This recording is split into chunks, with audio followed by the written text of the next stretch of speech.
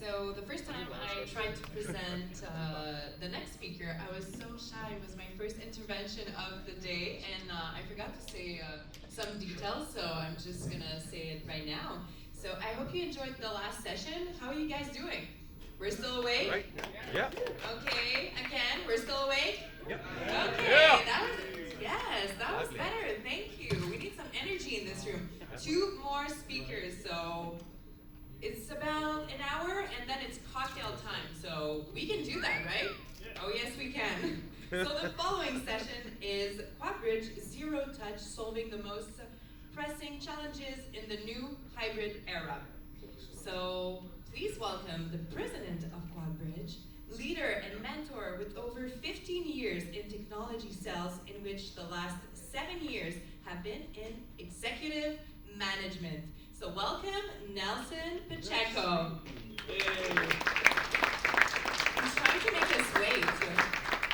Oh no, he's running. I'm not, because I don't have a connector for my laptop. It's okay, we're gonna find the connector and we're gonna go on with this amazing speech. I can actually think I can do this talk without having my slides, but I'm gonna wait. So the stage is yours. Thank you so much.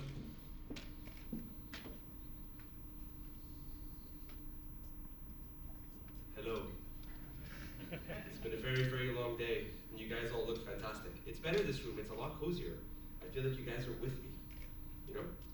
And all I need to do now is just get a connector so that way I can actually share what I'm about to show you guys.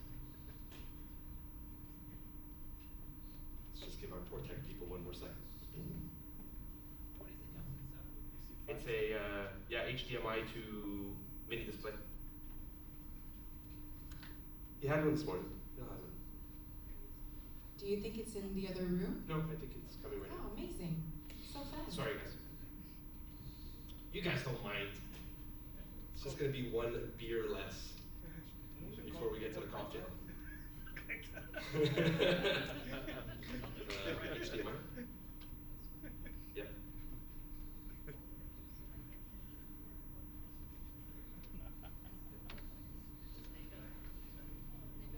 No, it's on the other side. My bad.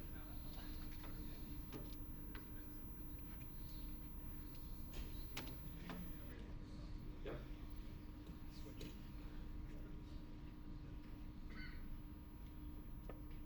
Do I just pop that into display mode? Okay, sorry. Can you guys hear me well? Yeah. Okay, because the mic is kind of like moving around. I feel weird. Okay.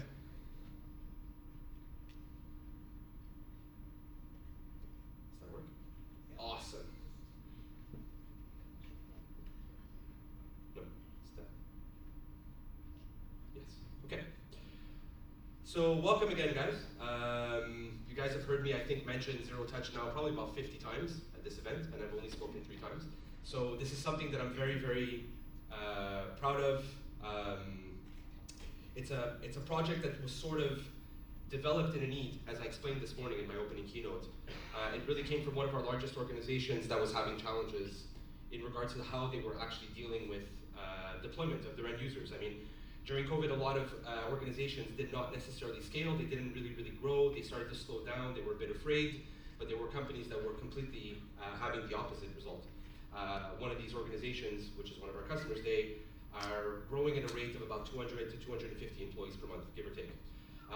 And during the pandemic, when all of their tech team got spread absolutely everywhere, again, as I explained before, the challenges occurred where people were shipping gear to a house, FedEx was accepting no signature, and literally somebody would take off with $200,000, $300,000 in laptops. So then, as the team kind of communicated with us, they're like, "Can you help us with this current scenario, this current situation?" We were like, "Sure, we can. We think so." We had a warehouse space which was based in Arizona that we've had since about 2014, and it's really been used as a warehouse just to transition stock in and out, RMA handling, these kind of things. And we decided to put it to good use. So at the start, it really began as this basic tool set, this basic service to just be able to hold inventory for customers. And then we were doing everything in a very manual basis in regards to the way that we were placing orders. A customer would send us an email saying, "Please send this laptop with these accessories, blah, blah, blah, to address XYZ. And we did so. And that already was like a huge advantage from what they had before, because we always had someone at the warehouse to be able to receive their stock.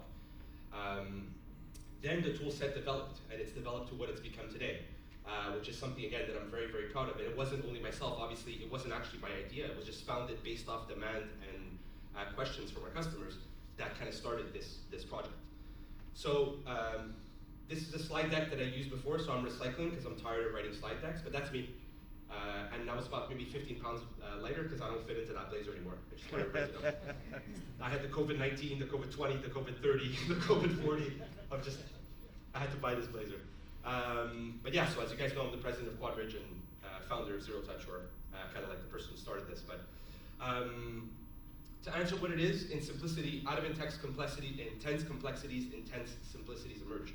It's one of my favorite quotes. Because I believe it's extremely important to be able to simplify something that has become so complicated for absolutely no reason. You know, people take logistics and challenges like logistics for granted. During COVID, it was a huge example of where the IT person became the logistics guy, the person, or the logistics girl, the person who actually was handling going to get stock in all these different locations, and then dealing with reception to be able to get stuff shipped, and then handling the actual the returns of the actual product itself, getting shipping labels. They just became, honestly, logistics people, to the point where if somebody was working from home, they were holding stock in their bathrooms. I'm sure some of you guys have had examples of this, where they were holding stock at home to be able to actually deploy the machines, and then physically going and drive them over to like the FedEx to be able to actually ship them out to the end user as they were being imaged, as that was completed. So it became very complex for something that's very simple, which is logistics. And there's a lot of companies that don't do logistics very well. We have some fantastic OEM partners, or partners that are here with us today. They're great at building fantastic product, not necessarily great at doing logistics at that minute level, you know, getting something out specifically to a customer who's being onboarded. So this is where the product kind of came out. This is where the solution came out. And it was, the concept behind this is very simple, right? It's customer comes online to our portal, places their order. We package and deliver the new kits, whatever those are. Those depend, and I can go through some details a little bit later.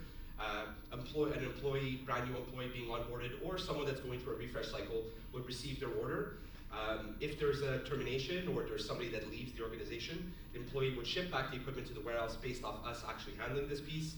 We handle inventory, refresh the unit, re-image it if need to, based off rules and processes that the company would put in place, and then it goes back into inventory again to be recycled. And it becomes the full life cycle of that actual machine until eventually the machine would be depleted after 3 years, after 4 years, depending on the actual life cycle that they have in the organization. So it's pretty straightforward. And right now I can tell you that during the discovery of all the conversations I've had with customers, I'm sure a lot of people feel sort of like their onboarding workflow kind of looks like this. It's a little bit chaotic, right? I mean, I've dealt with companies that are, you know, Fortune 500 companies that right now, if somebody gets onboarded, there's an email that gets created by HR to someone in IT saying, hey, user X is being onboarded, and they're going to be starting in this address.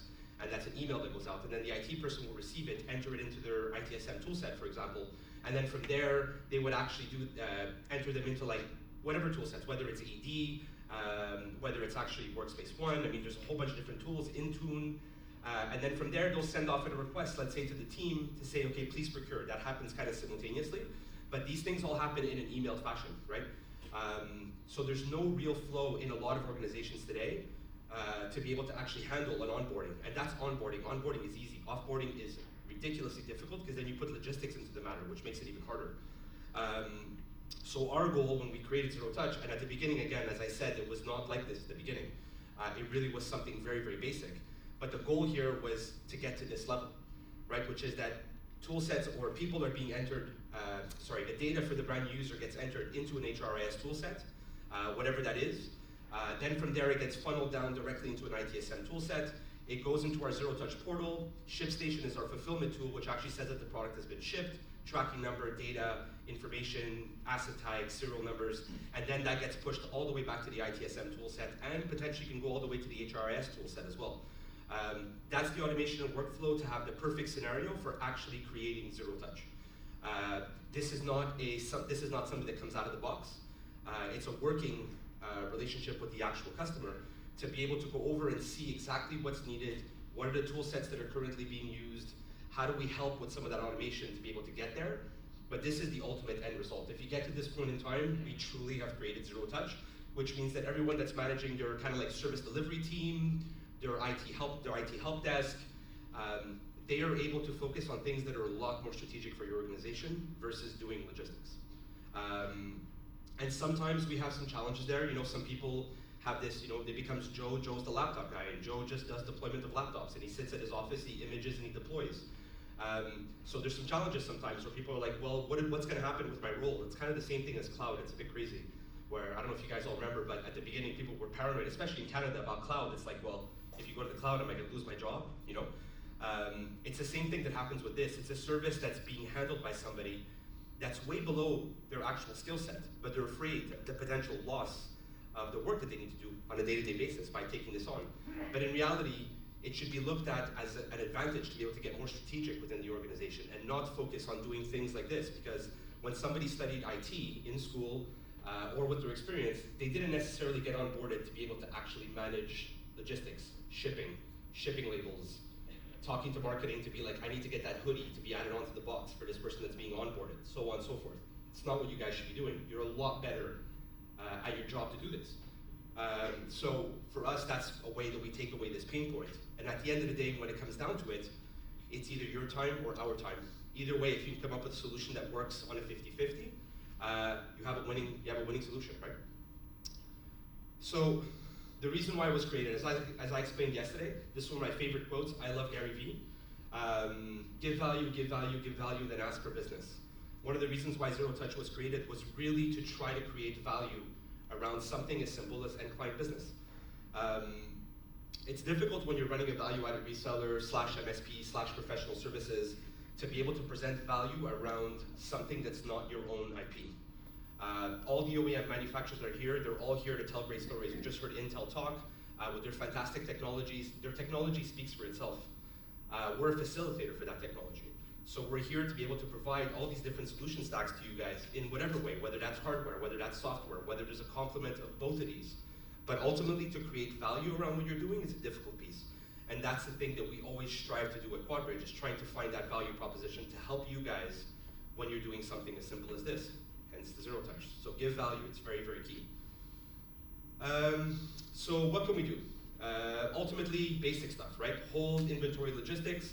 We can provision machines, asset tag. We can image them in many, many different ways. I mean, we have some customers that are leveraging autopilot. We have some that are like full Intune shops. Autopilot is deployed. That's like the easiest setup that you could potentially have. But then you have other ones that are still using, you know, golden image. We could do standard kind of ISO imaging. We have WDS servers that are deployed in our different warehouses. We can have VMs set up in those warehouses so that actually you can set up, push your images, update them as they go along, so that way when orders are being placed for customers, the image just gets run onto the machine. Our team actually handles that, and then it gets deployed and it goes out as needed. We package new hire kits. I mean, there's nothing really fancy about that except for the fact that companies today really care about the out-of-box experience when someone's getting onboarded, especially if you're onboarding somebody remotely.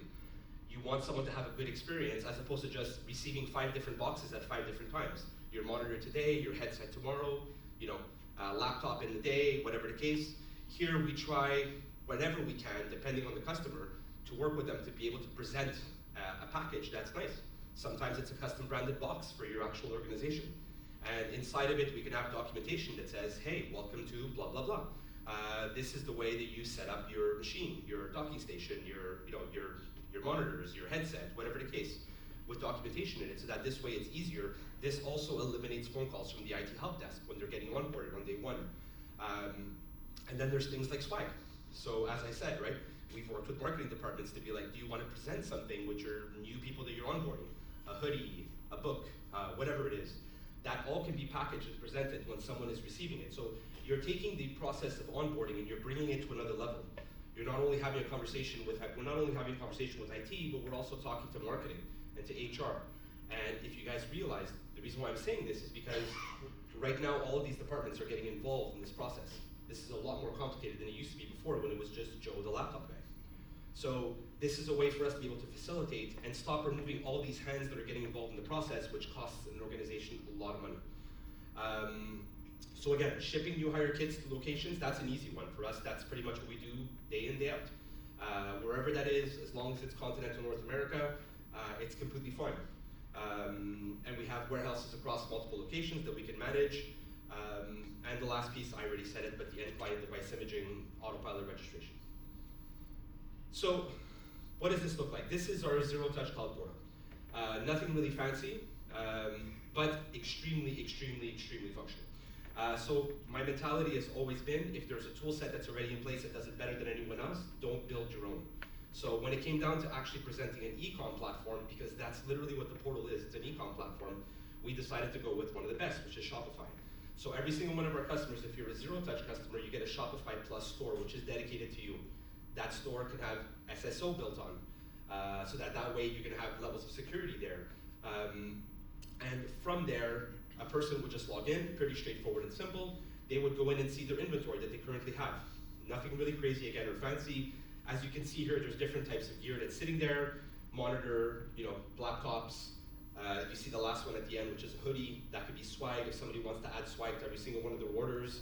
And this catalog can be accessed from either the IT procurement team or potentially even employees. So we can deploy single sign-on across anybody in the organization to have to log into this tool set, and they get, let's say, a budget.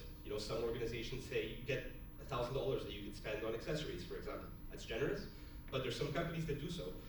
Or they're like, here's the laptop options that you have, and here is your hardware options that you have, and then you can order again up to a certain budget, and you can just order it as if you're consuming on Amazon or any other e-com platform you can imagine. But what you're seeing there is actually your own inventory and your own stock. So this is what the back end of Shopify looks like to the team, the procurement team that actually would be involved. So you're seeing a screen where it shows inventory management, so that's what it would look like in terms of the actual stock. And in there's a breakdown of the different warehouses. So if you're a company that has locations in Canada and in the US, well, you would see the warehouse in Montreal, we have a warehouse in Vancouver, and in the US, we have a warehouse in Arizona. You'd be able to break that stock down into whatever warehouse there is. And then on the right, you're seeing the you're seeing the order management screen, which is pretty straightforward. I mean, if somebody goes online and places orders, here you'll see complete status. Has the order been fulfilled? Was it shipped? What's the tracking number? What's the data on the actual laptop itself or the asset itself that we've shipped? If there's serial numbers, asset tags attached to it, that's data that gets pushed to Shopify so that you can see it. Customized reporting and out-of-the-box reporting. I mean, this is pretty straightforward, but ultimately Shopify is a phenomenal tool in terms of the reporting that it offers. So you can log on and actually see, I mean, some of these things are completely irrelevant because it's not a typical e-com store. This is a store that's made specifically for you and for your users. But you can build out custom reports that are gonna show, okay, what's the gear that people are always buying? What's the accessory that everybody keeps buying? How many times is someone logging into a site? What's the number of orders that we're processing a month so that way we can keep up and maintain? What's the most common SKU, again, that could be used? And then some out-of-the-box reporting that we can leverage and that people have loved is, for example, every single person that's being onboarded, what does it actually cost to onboard that person? Your CFOs today, as you're coming to build your IT budgets next year, you're saying, okay, I need, let's say, $1 million for my IT spend next year on the end client side. That might be $800,000 in laptops, or maybe $600,000 and then $400,000 in accessories. But do they actually know how much it costs to onboard a person? They don't.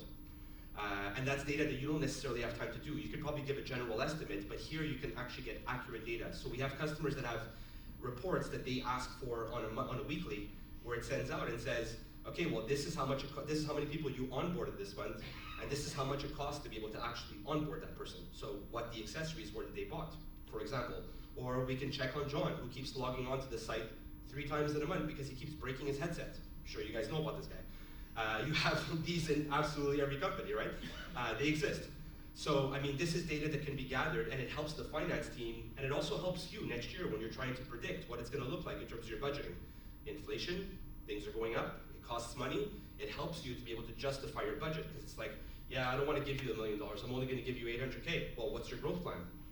Okay, so your growth plan is gonna grow by X. Well, then that means that I have to shrink my budget because it's not gonna make any sense. You just can't make this work, or I gotta go for lower end gear. This gives you an argument to be able to justify what you're asking for because you have actually concrete data. The other piece that's really, really key is the value-added services that we add to the solution. So for instance, we do system integration, as I explained before. The goal of having a full-fledged integration between HRIS, let's say ITSM, whatever it is. But even in standard kind of infancy stages, having connectivity to the ITSM toolset is powerful, because this gives you the ability to be able to track your assets at all times. So if somebody, whenever, let's say example, you're buying 50 laptops and they get shipped into our warehouse, at this point in time, we're gathering all the data on the laptops. We're gathering all information that you want to see in your ITSM. Let's say type of device, description of the device, how much memory, what the cost was. Whatever data you want to see in your ITSM to be able to track your asset, we can provide that data as well as that with serial numbers. And at that point in time, the asset state would be, let's say, example, in inventory. But then when somebody gets onboarded, we have the ability to be able to move that serial number to a different status, again on your ITSM via API, depending again on the ITSM toolset. We can change that status updates that it gets pushed, and it says, if somebody gets, for instance, offboarded in like 3 months after they've been working, you know exactly what they received. That data is all there, it's all available, you can trace it, you can track it. And that's another one of the big challenges today, is that people don't really know where all the assets are when they're shipping stuff everywhere, people getting onboarded. So again, as I said before, new hire welcome package management. I mean, that's pretty straightforward and easy. It just comes down to like the demand and the request from your HR, your marketing team of what you're looking for. You want to add swag, hoodies, a book, whatever it is. We can handle that stuff for you. We can handle it, we can manage it, and we can actually package it inside of the new hire kits. And again, the development and the intranet site and online orders and shipping notifications, these are all customizations that could be built into the tool set once the customer gets onboarded. But we say this a lot at Quadbridge, especially when it comes to zero touch, but it really is a crawl, walk, run. The setup that we have originally for zero touch is really out of the box, straightforward inventory management, logistics management. But then what it can get to when you start working together as a team can become very, very powerful. But that takes a while. It's a process. It's our team of development working with your team on the ITSM side, figuring out what the business challenges are that you want to tie up, and then, as they say, Bob's your uncle. So Quadbridge capabilities. I mean, I kind of went over this quite a bit already, but I don't want to bore you guys about it, but obviously we have over 20,000 square foot of warehouse space. That doesn't sound like a lot if you compare it to some of the big boys in this space, but to us, that's a lot of warehouse space. But honestly, it's something that we just signed on a lease in Arizona for a much, much larger space. And considering some of the opportunities that we're working on right now, it seems like we're probably going to run out of space in Arizona. We're going to have to set up a spot in the east coast of the US, which is going to make it easier to be able to fulfill a lot of customers that are onboarding people in the east. So warehouse in Montreal, that's our home base. Warehouse in Vancouver, that's part of the DTM acquisition. They had a warehouse there of, I think it's about 3,500 square feet. And obviously the last one being in Avondale, Arizona. So we have a dedicated team to manage our zero touch. We have a VP of IT and services and operations. We have a director of operations that manages this project now. We have an actual product manager for zero touch, which is a gentleman named Bishara, who manages all the warehouse logistics people. We have warehouse people in Montreal, a warehouse person in Vancouver, and a warehouse person in Arizona, actually 2 in Arizona. And that's a team that's just completely keeps growing, right? Thank you. I think that's pretty much it. Did you guys have any questions? Yes, I'm going to come to you so everybody can hear your question. I feel like that was fast. Is it fast? How do you price your service? Our service is based on a per touch basis. And a touch for us is a delivery, okay?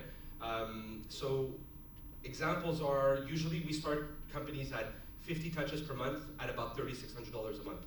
But that includes all inventory, warehousing, management, connection to the tool sets, these kind of things. It's an all-in kind of bundle.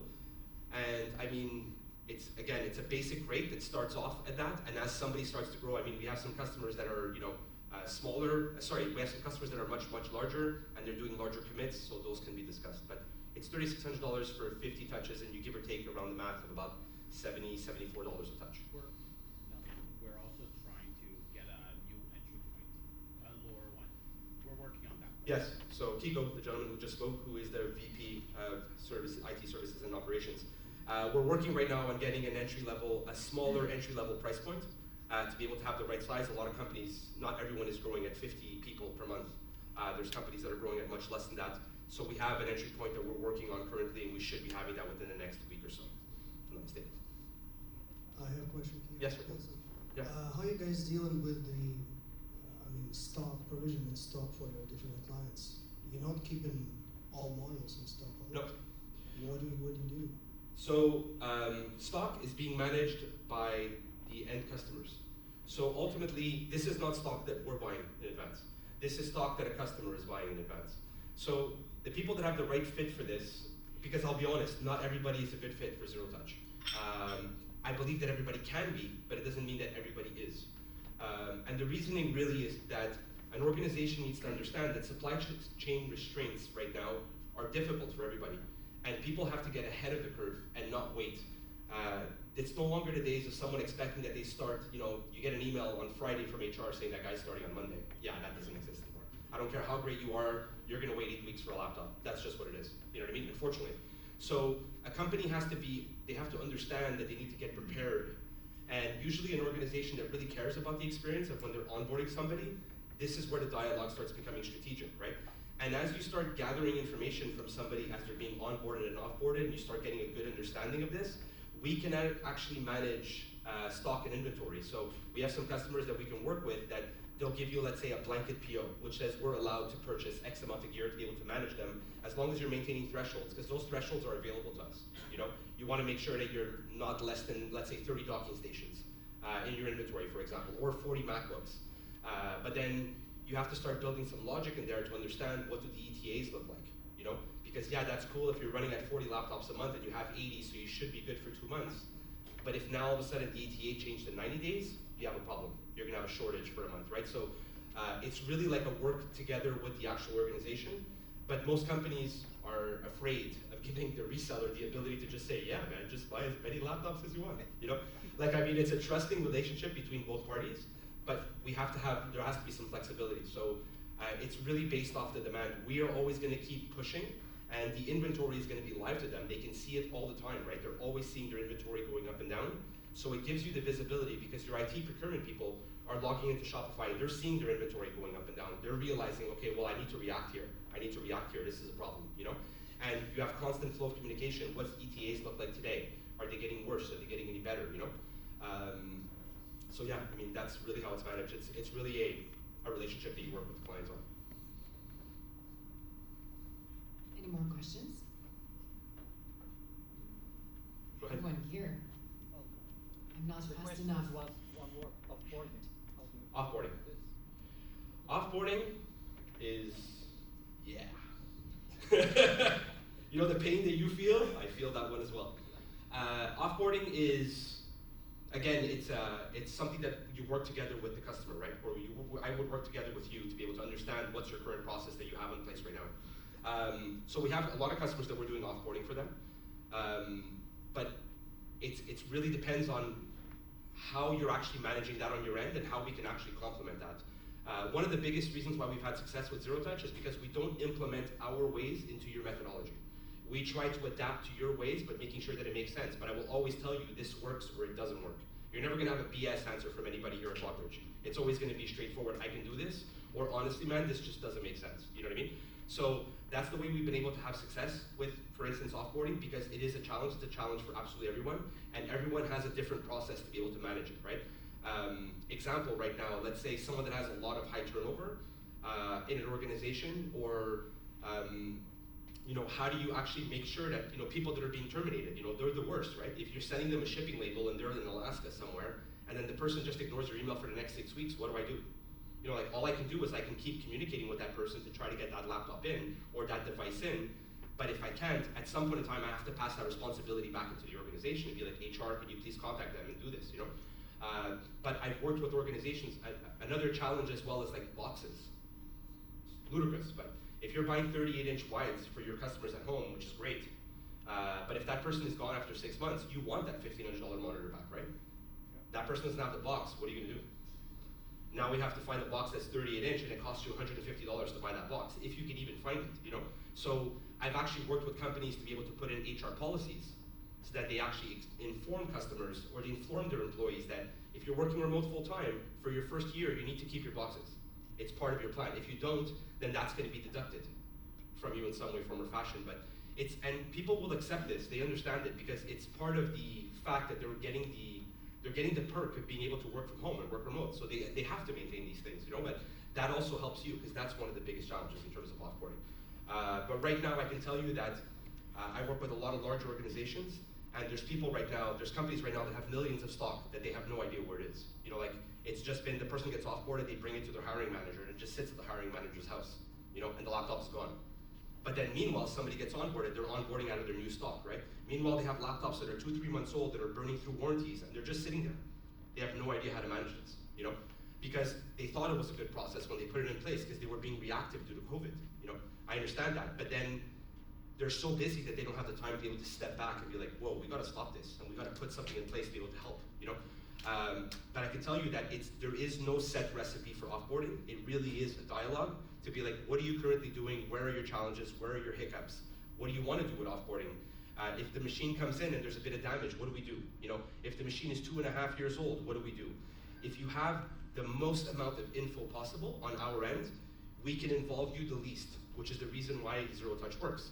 If it becomes more complicated for me to call you for all these questions, I haven't helped you. I just made your life more complicated. Now you gotta answer tickets, that's a pain in the ass. So you don't wanna do that. So if you can set some terms and conditions there, you're gonna have success. But I'll tell you that it's never easy. It's not easy for your team, it's not easy for mine. But if you can come together, it's two heads that are coming together to be able to find the best way to make this work, and that's how you're gonna have success.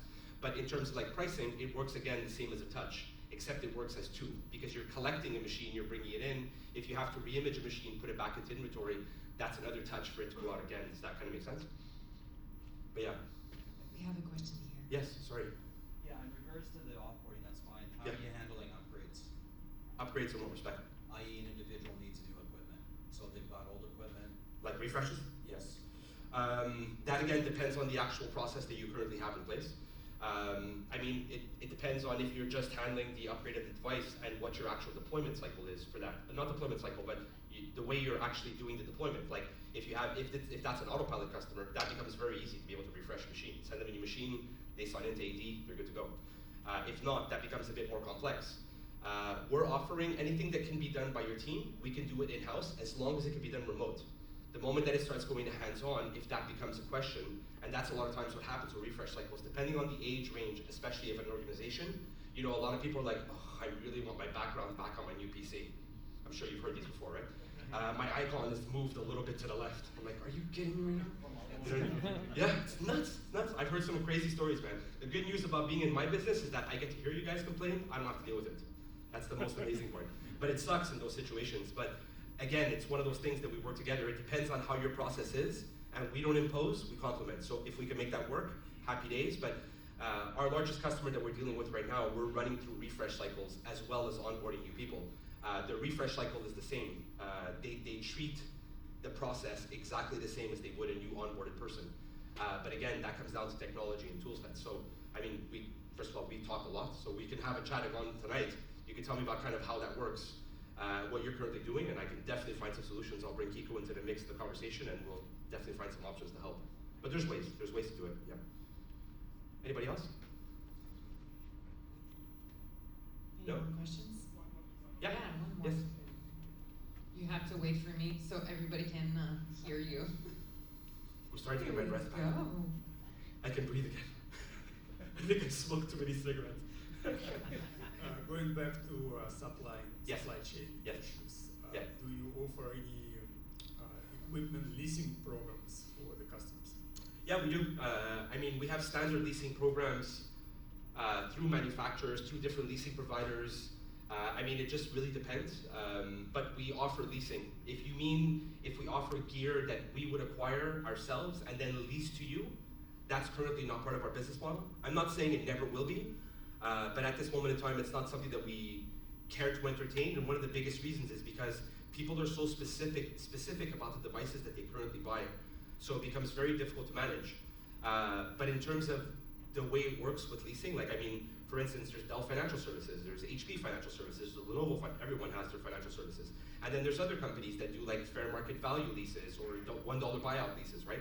In a case where you're actually recycling or you're doing a true 3-year life cycle, fair market value leases make a lot of sense. But you've got to be ready at 3 years to be able to replace that machine and get a new one in. And then you can get master leases. If your company's bankable, which I'm sure it is, you can get a master lease with a company like Dell, because Dell Financial, HP Financial, these are banks. We understand they're separate entities from Dell and from HP. They operate as banks.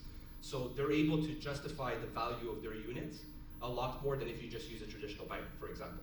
But we work with different financial companies. We can bring different options for you from the different banks, and also third parties like Blue Street Capital. There's so many that we deal with that can bring solutions to the equation. It's just really about what do you want to do, what's going to be your, how long you're going to keep the machines, what's going to be the value, and you're always better off working with the vendor, the bank that actually supplies that machine, because they're going to truly understand the value of their machine versus anybody else who's just going to think, I'm going to give you nothing for your laptop, and you don't want that, right? Does that make sense? But yeah, we have solutions. Any more questions? Awesome. Does that mean it's almost time to drink? We still have one speaker. We do? But yes, we do. Amazing. Oh yeah. So excited. But thank you. Thank you very much, guys. So while our next speaker is setting up, are you guys excited for the gala night? Yeah. No, the energy is still not there. So I know it's going to be a fun night, gala night. We have the trade show also coming up. So get ready, but we still have one speech. So I'm going to present him in 2 minutes.